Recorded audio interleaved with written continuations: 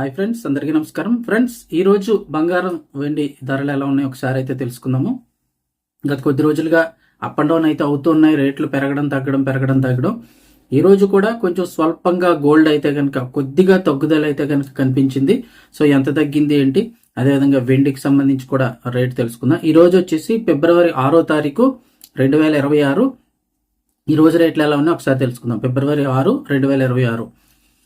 చూసుకున్నట్టయితే బంగారం 10 గ్రాముల 24 క్యారెట్ 10 గ్రాముల గోల్డ్ వచ్చేసి 2070 రూపాయలు అయితే తగ్గింది 10,000 మీద. సో పెద్దగా అయితే ఎక్కువగా అయితే ఏం తగ్గలేదు, 2000 రూపాయలు అయితే తగ్గింది 10 గ్రాముల మీద. సో ఇప్పుడు 24 క్యారెట్లు 10 గ్రాములు కొనాలంటే 1,52,350 రూపాయల వద్ద ఉంది మార్కెట్ ధర అయితే.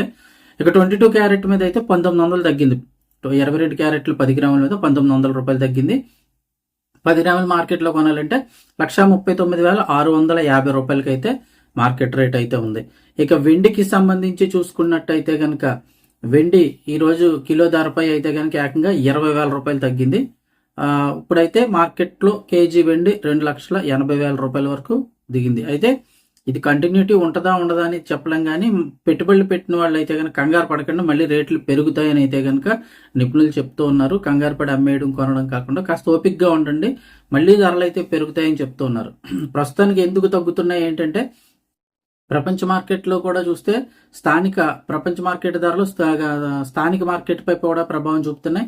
ధరలు రికార్డు స్థాయికి చేరడంతో ఇన్వెస్టర్లు పెద్ద ఎత్తున వెండి మీద ఎక్కువ పెట్టేస్తున్నారు. వెండి అంతా కూడా విక్రయించేసి అంటే అమ్మేసి మళ్ళీ డబ్బులు తీసేసుకుంటున్నారు. అంతర్జాతీయంగా ఇప్పుడు డాలర్ విలువ పెరగడం వల్ల బంగారం వెండి ధరలు అయితే తగ్గుముఖం పట్టాయి. పెళ్లిళ్ళ సీజన్ సమీపిస్తున్న తరుణంలో ఈ ధరల తగ్గింపు అయితే మధ్యతరగతి ప్రజలకు ఊరటనిస్తోంది. అయితే ప్రస్తుత ధరలు మరికొంతకాలం ఒడిదుడుకులు గురయ్యే అవకాశం ఉందని ఆర్థిక నిపుణులు హెచ్చరిస్తున్నారు. సో మీరు ఎవరైనా కొన్నాళ్ళు పెట్టుబడి పెట్టిన వాళ్ళు ఎవరైనా ఉన్నట్లయితే కంగారు పడకుండా అమ్మేయడం కొనడం కాకుండా కొంచెం ఓపిక పట్టండి, మళ్ళీ పెరుగుతాయి ధరలను అయితే అంచనా వేస్తున్నారు. సో ఇది మీరు ఆలోచించి డెసిషన్ అయితే తీసుకోండి, ఇది ఒక అభిప్రాయం మాత్రమే.